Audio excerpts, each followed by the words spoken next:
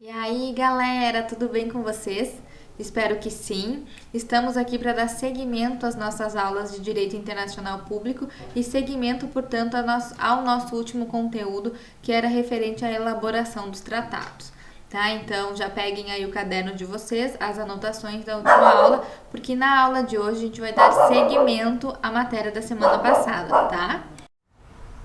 Eu vou retomar, não sei se vai ficar meio perdido o vídeo, tive que pausar porque a Frida ficou enlouquecida aqui no apartamento e latia muito forte que eu achei que fosse atrapalhar nossas aulas. Mas retomando, então, eu peço que vocês peguem o caderno de vocês, as anotações, e eu queria dizer para vocês que esse nosso vídeo de hoje, ele vai ser mais curto em relação ao vídeo da semana passada.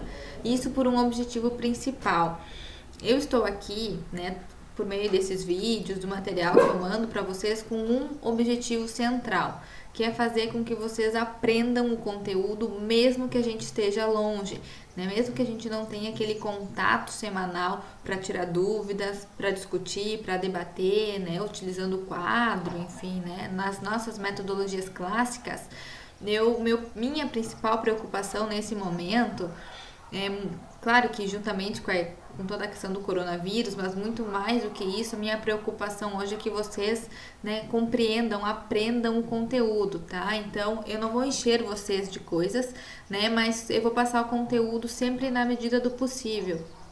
Sempre naquilo que eu já tinha planejado fazer em sala de aula, tá? Mas em vídeos mais curtos, mais pausados, para que vocês tenham tempo de me ver uma vez, rever o vídeo mais uma vez, fazer anotações, procurar livros sobre isso, tá? Então não pensem que meus vídeos são menores ou curtos e que isso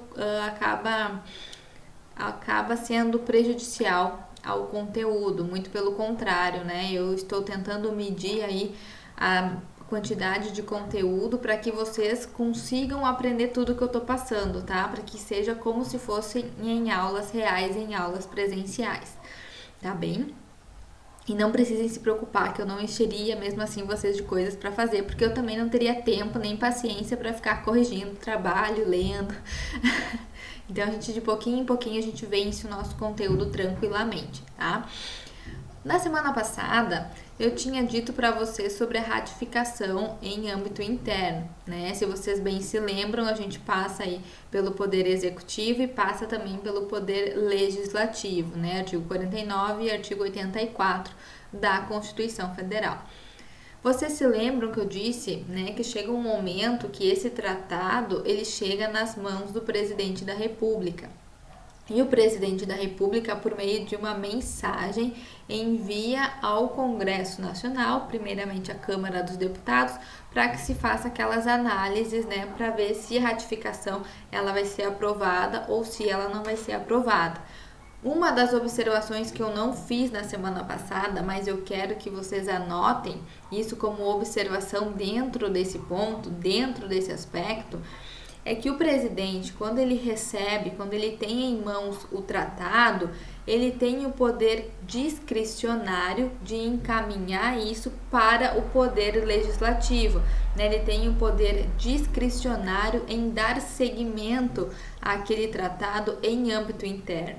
Isso quer dizer que, feita todas aquelas negociações em direito internacional, feita a assinatura em âmbito internacional, não necessariamente signifique que esse tratado vá ter seguimento em âmbito interno, porque vai da escolha, discricionariedade significa escolha, opção do presidente da República em dar prosseguimento em âmbito interno.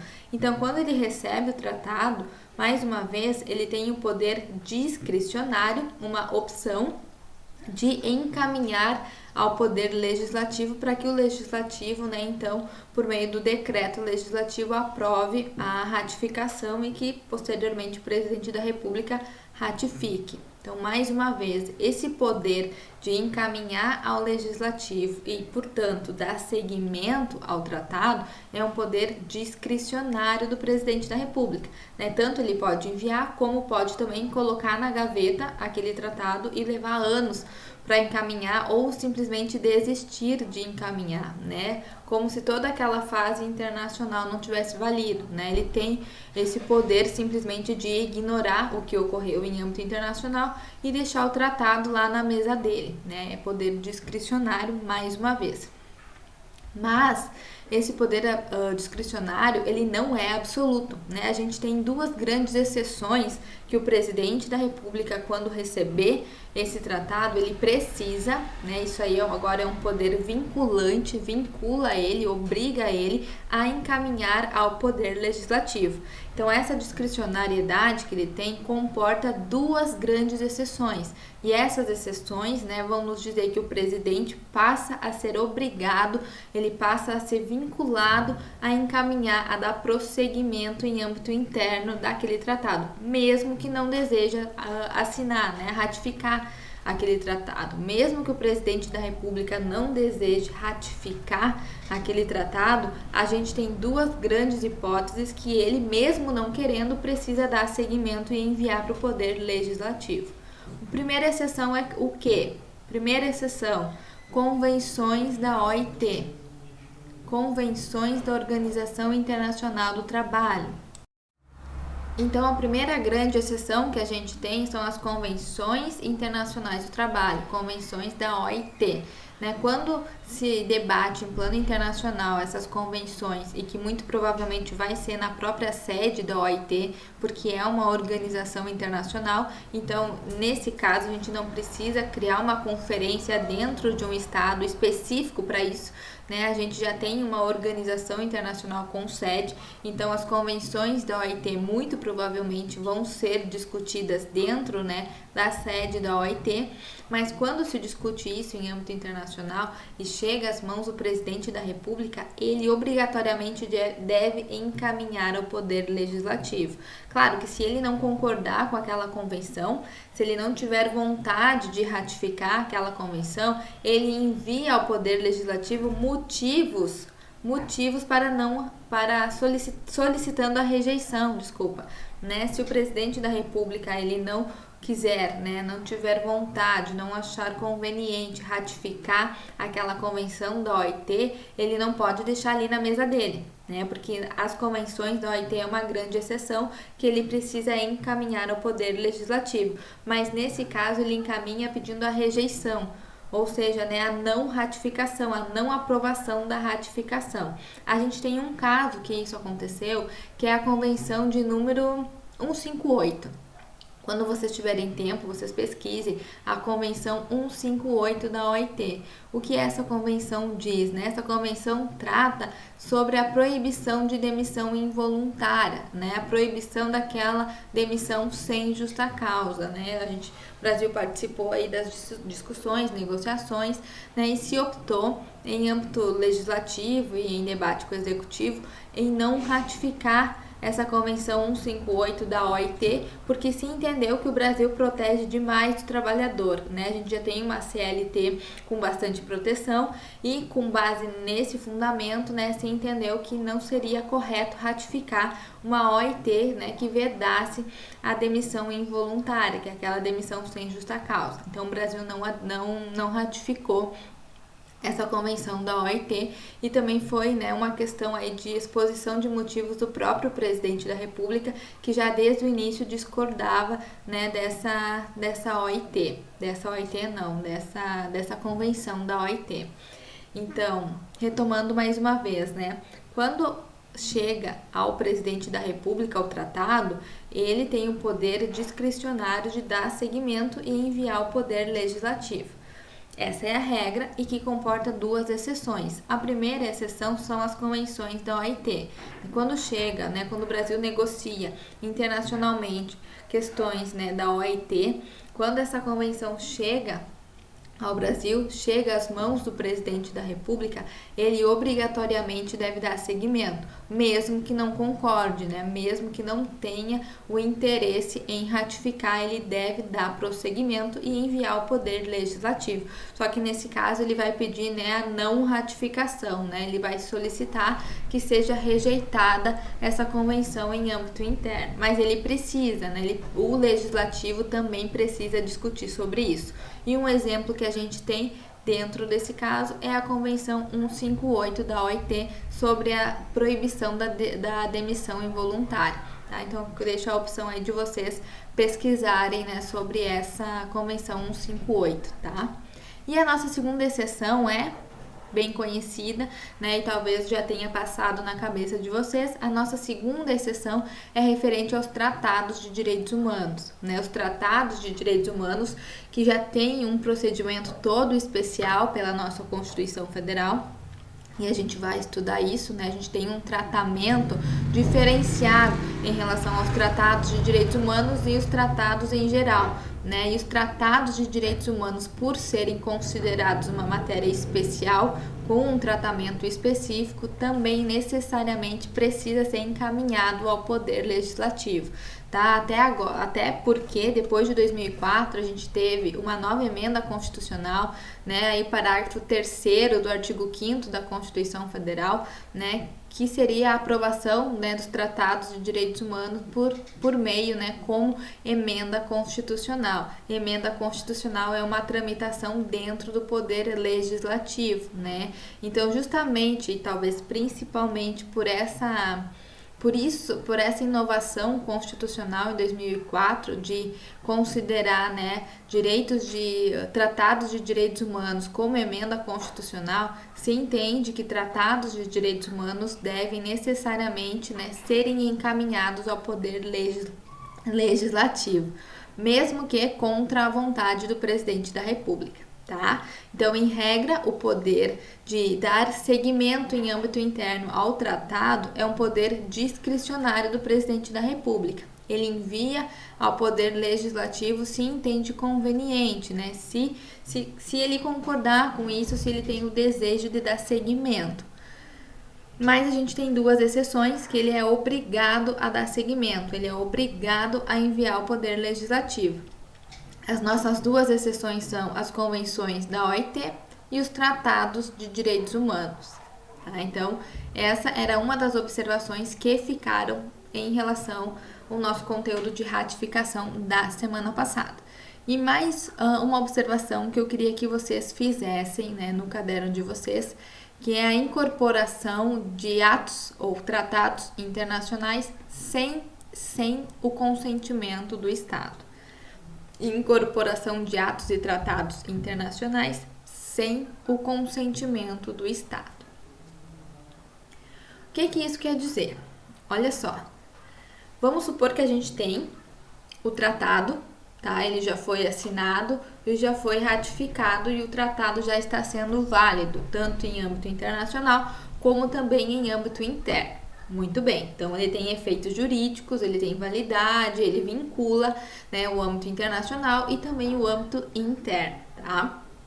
Vamos supor que esse tratado seja o tratado mais antigo e em razão, né, da evolução da sociedade, em razão, né, da evolução da própria questão de direitos, né, não sei, numa questão de evolução, se entenda que tem alguns dispositivos daquele tratado que devam ser renegociados, rediscutidos, né, alterados ou acrescidos, né, como se fosse uma forma de dar uma atualização naquele tratado, né, como se quisesse dar um F5 para aquele tratado atualizar e conseguir acompanhar o momento da sociedade. É possível que isso aconteça, né, é possível, né, que se abra novamente umas negociações, né, em relação ao tratado que já existe, mas com o objetivo de atualizar aquele tratado.